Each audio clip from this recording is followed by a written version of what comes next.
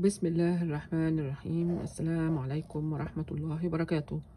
قال رسول الله صلى الله عليه وسلم: أسعد الناس بشفاعتي يوم القيامة من قال لا إله إلا الله خالصا من قلبه أو نفسه.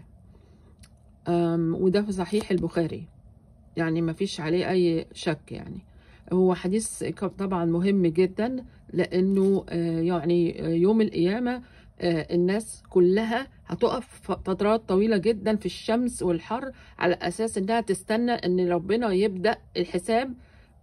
فالناس اللي هتروح الجنة هتروح، واللي هتروح النار هتروح، لأنهم طبعا تعبوا من كتر الوقفة. فده من أحد الأيام اللي يعني طبعا الرسول هيشفع فيها للناس.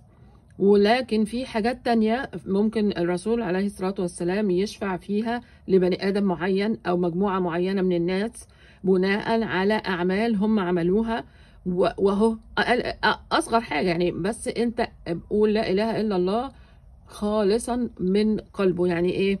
يعني أنا مش هقولها كده زي ما أي حد بيقول أي حاجة، لأ، أنا هقولها وأنا عارف إنه ما فيش غير رب واحد، وإنه المال أنا مش هبقى عبد للمال.